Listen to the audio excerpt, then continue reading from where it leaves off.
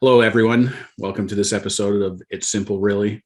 Today, I'm going to reiterate a question that got Vadim and I started on this path about a year ago and see what his answer is today.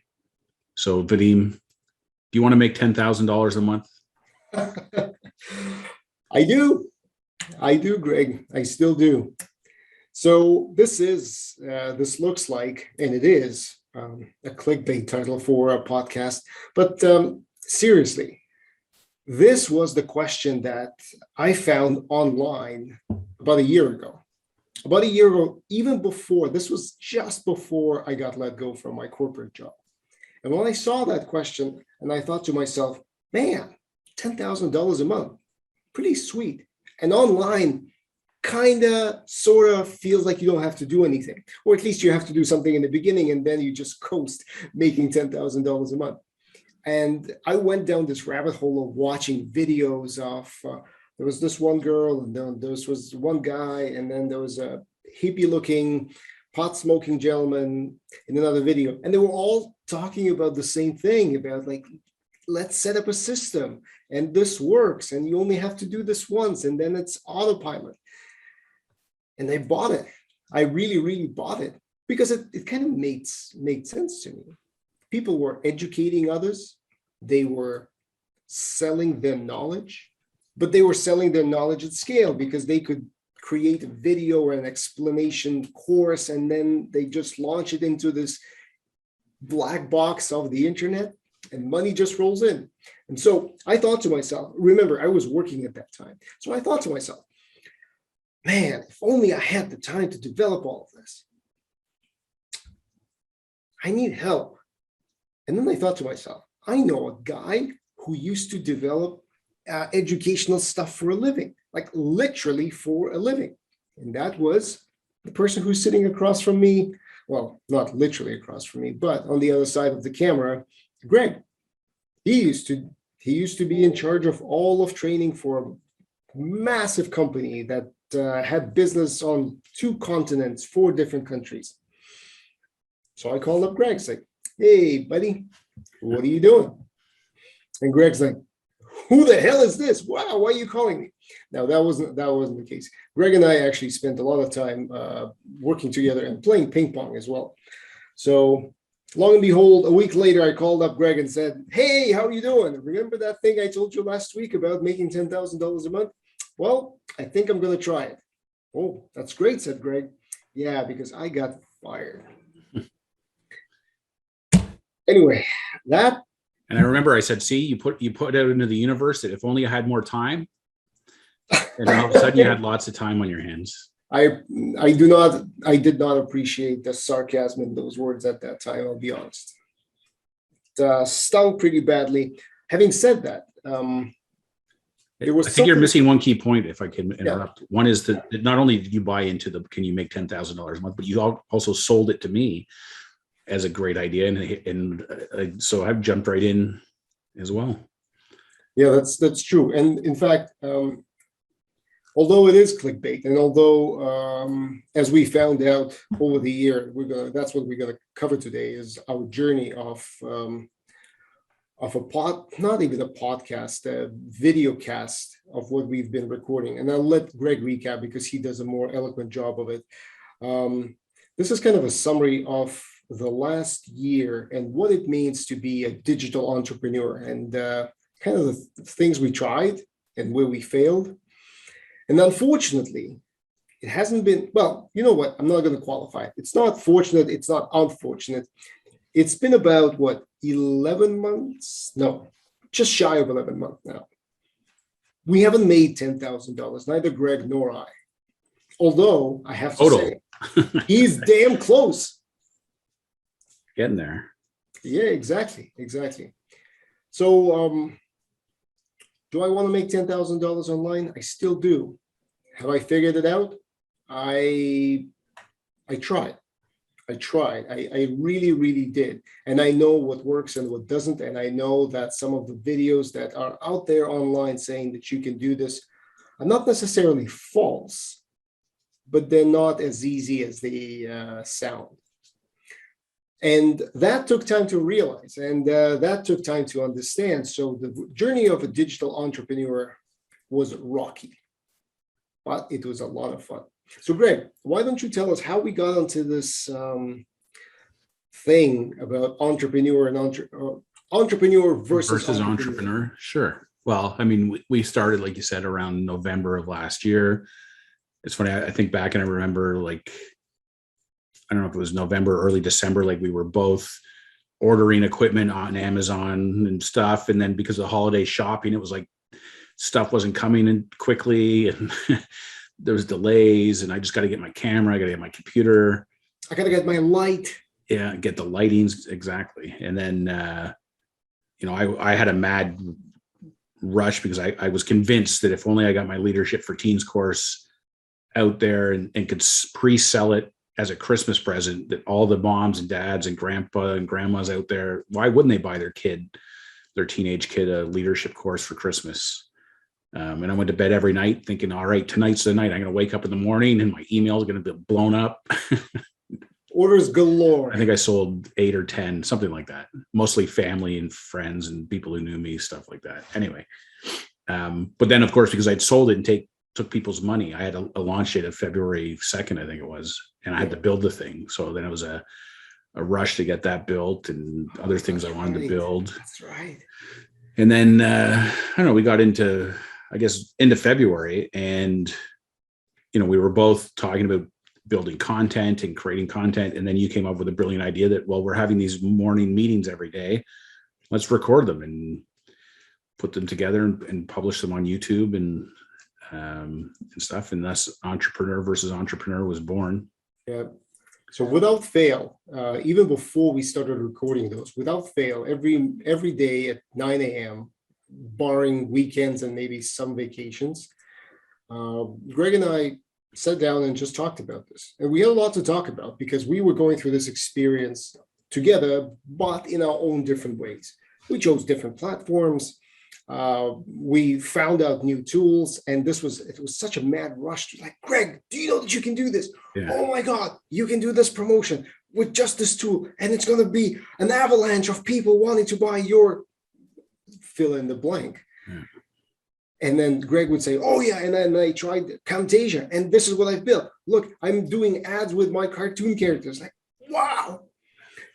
So we were learning as we were going through this, and what seemed completely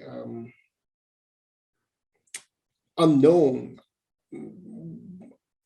there's no way to understand it. There was no way to comprehend it. Eventually, trial and error kind of brought it into the light of day. And it was great that we started recording our Entrepreneur versus Entrepreneur, because it caught some amazing highlights of our time. Well, here's one thing.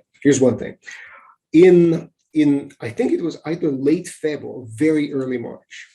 It was Monday. I do believe it was Monday. Yeah. Was it? Yeah, it was Monday. And not only was it Monday, it was already our 50th episode, right? Yeah. Well, this was in March. This was in May. No, June, I think. May. It was May. Yeah, it was Monday of May 5th or something like that. Nope, it was not Monday of May. No, it was March. You know why I know this? Because in May. Oh, right. Sorry. You're talking. Sorry, guys. Let's pause this. 50th episode was the birth of a different idea. Yeah. Way before that 50th episode, right in the very beginning, on Monday, Greg and I get on a call and we start talking about things. And this was in March. Yes. This was in March. And then Greg says, oh, I got to tell you, Vadim, I'm all in on this. And I was like, holy shit, what does that mean? We kind of are already all in. Neither of us are working, and we're building courses right, left, and center. And he's like, you know what? Go, Greg. Yeah. Just tell him what you've done. I said, I signed up for a course over the weekend. I don't remember if it was $5,000 or something like that, $3,500, big chunk of money that I don't have, but I just feel so right about what's going on. I'm all in. I'm taking this course. And then I listened to him, and I was just like, son of a gun. Well, I will not be outdone because I had news of my own without talking about this. There was no communication. But I also signed up for a course. I paid like $9,000 or something, something outrageous. Yeah. Definitely money I could not afford.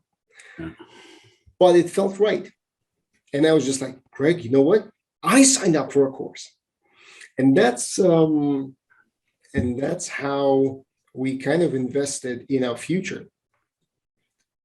Greg went the path of understanding what coaching is all about, and I tried to go down the path of how to launch and market a digital product. The beauty of the situation is that we could share our experiences and help each other out. I took this course. It was good. It was a very, very good course. It had a very strict timeline of what you're supposed to do and what you're. I launched a beta. I launched a product. Essentially, I had a beta group of testers, and then I went through the sales cycle and I learned how the autoresponders work, everything that is almost second nature right now. Facebook ads. Yeah, Facebook ads. Oh my God, that was fighting Facebook. Getting your credit card frozen because of them dinging you for $2 or something every 5 minutes. Yeah, my cards getting locked up. Yeah. And yeah, that was an exciting period of time.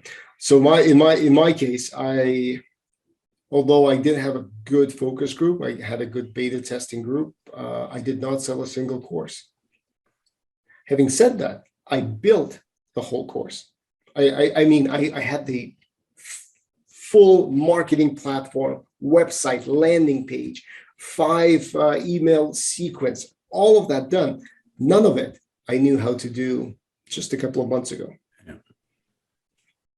And Greg was going on and on about how, like the coaching experience. Actually, you know what? Why am I telling you the story? What did you get out of your coaching? Yeah, well, my course was called Thriving Coaches Blueprint. It's about how to become a thriving coach. Talked about how to attract clients, how to sign clients up on package programs instead of individual sessions. But beyond that, it was learning about a whole new kind of paradigm of how the world works. And I don't know, we got to do peer coaching. And I can literally say, like, my life is completely different because of that course. And I've actually signed up for a subsequent course that starts in January, which is another huge chunk of change. Although one of the selling features of that course, and this is part of the learning process too, is as we buy things, we're learning from what's attracting us to buy them too, right? So with this course I'm on, one of the attractions of buying the upgraded course was that they subtract the price you already paid for the feeder course from the total. So, it's another upsell kind of. I have to say, note the terminology: an upsell, a downsell, a feeder course, main course. It's interesting that we use those terms quite fluently right now. Yeah. A year ago, we never heard of them. I had no idea what an upsell is, what a bump is, what is a downsell. No idea. And yet now, Greg and I, in our endeavors, we even set up partnerships and affiliate links and all of that, all of those things that we have never had a clue about. But let me get back to, so this journey continued, and obviously there were highs, there were lows, and there were those inflection points, if you will. So the 50th episode of Entrepreneur versus Entrepreneur, which is still available on YouTube. Go to my channel, go to Greg's channel, you'll be able to catch them. Yes, it is a shameless plug. Greg had an idea. He said, you know what?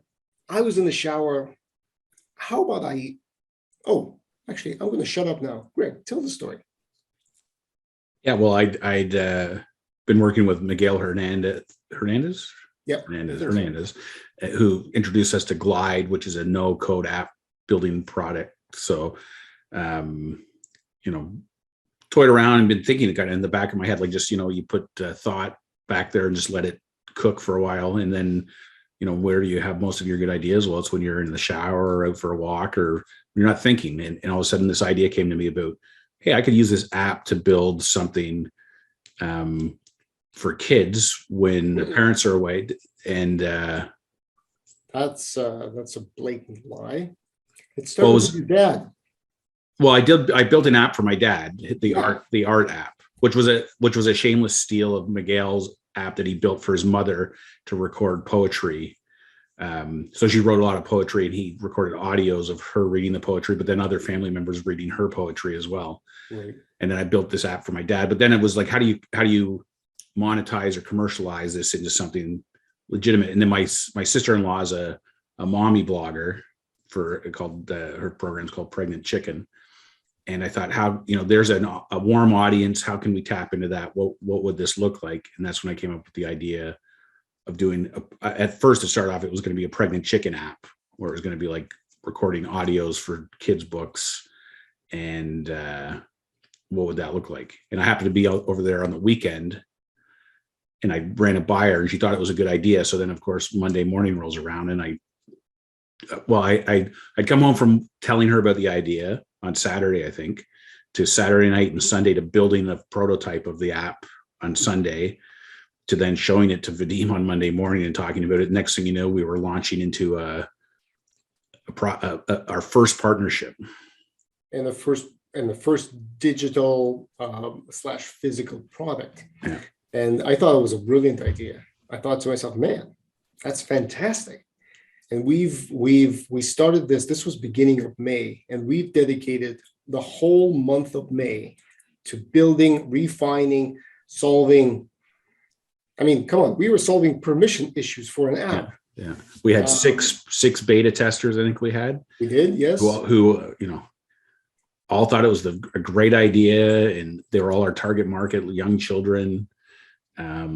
My son loved listening to the books recorded by me or my wife. So it gave us that amazing drive, feeling that we're doing something meaningful. And it helped that we had what we thought is a pretty significant warm audience to deliver this to. Yeah. Because even though we believed in what we've been doing to that point, we had no audience.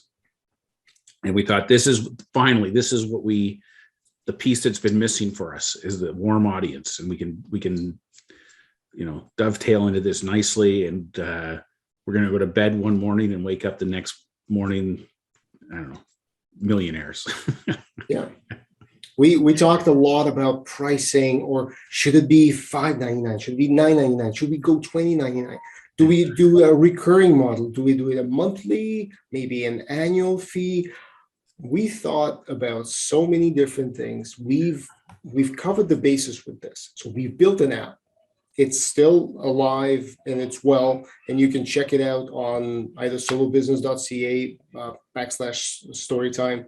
That's the sales page for the app. And everything we figured out how to connect disparate systems, how to collect and pre-populate registration fields. We did all that. And then came the 14th of June. And I remember this right now. 14th of June, we set a timeline of where we're launching, and we delivered. We were ready to launch on the 14th of June. Yeah. And we incorporated Trello to keep ourselves on track. Had everything lined up. I don't know. It was pretty amazing. Going from an idea to fully launch, not just the app, but we had all the web page built. We had training videos done. I got my daughter to do voiceovers for it. Yeah, that's right. I did like commercial videos. We had Instagram posts, all kinds of like a whole program in like 6 weeks from zero to launching. Yeah, so we've done all of that. And on 14th of June, the email went out to the audience of Pregnant Chicken, and we registered our first sale. And we were online live with each other while you had the analytics open, and we're like, oh my God, it's happening. Yes. And we saw, and yes, we had analytics going. We could see when people landed on the sales page. We could see when they went to the website. We can see when they downloaded the app. Yeah. And we had the first sale. And unfortunately, that was the only sale. Yeah. I think we had maybe 2 more sales past that, but yeah, well, we had our beta testers who got it for beta testing, and then like my brother, I basically had to twist his arm to buy it, and I didn't give him the promo code, so he paid full price. Yeah. So there's been a few things like that, but yeah, we also had promo codes. Yeah. Well, the thing is, I took it very hard. I mean, I'll be honest, that was one of the things that it's not that it made me lose faith in the whole thing, but that was the project that when it did not work out, I could not believe that.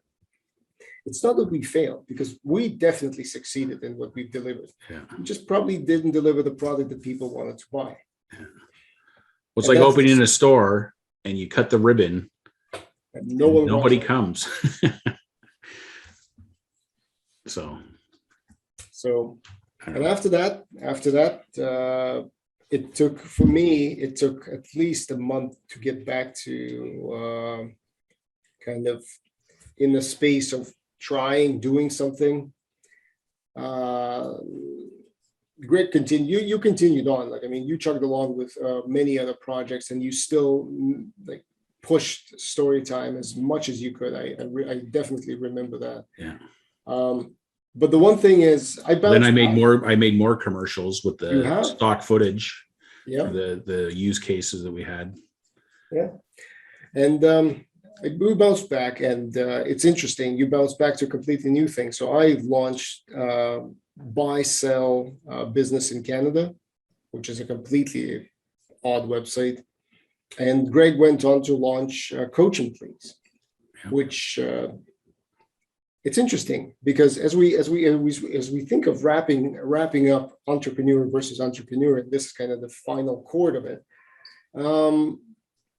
We've tried so many different types of businesses. Between 2 of us, I can't even count them on a single hand. That's how many. And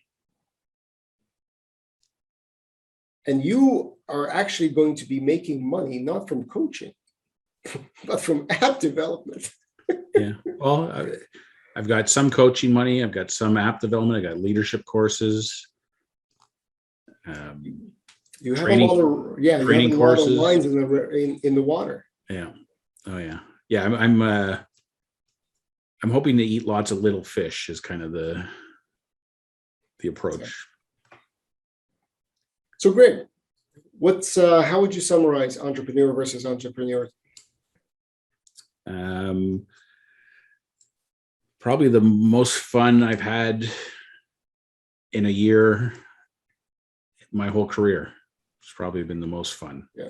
And for me, it's definitely has been the closest relationship without actually seeing the person, because in the span of this 11 months, Greg and I have seen each other live once. Yeah. Yeah, that's right. We finally, when restrictions got lifted, we met up for lunch. Yeah. And it was weird. It was weird. Yes. So with that, do you want to make $10,000 a month? Of course, we all do. It takes a lot more work than anyone would let you believe. So can you do it? Of course you can. Just give yourself a lot of runway. And if you think that you're going to make $10,000 a month, at least that's for me, that's what I take away. If you think that 3 months is going to be enough, it's not. If you think half a year is going to be enough, not likely. But can you? Of course you can. Well, 2022, I'm feeling good about it. So, and you should. I'm aiming high. I'm going to make 10,001 a month. There you go. There you go. So with that was a short recap and a well-deserved ending to our project, which is Entrepreneur versus Entrepreneur. But we decided that it would be a great idea to share with you how you feel as you go through something like this. And that, although our podcast has a different name, it's definitely not that simple. Yeah, that's right. Well, the only thing I'd end on is that financially we didn't have the success that we wanted, but I'd say in every other respect, Oh yeah, it was very successful. we blew it out of the water. Yeah. So, High five, my good man. High five. all right. And we'll see you. Come on. Yeah, and we'll see you next episode of It's Simple Reading.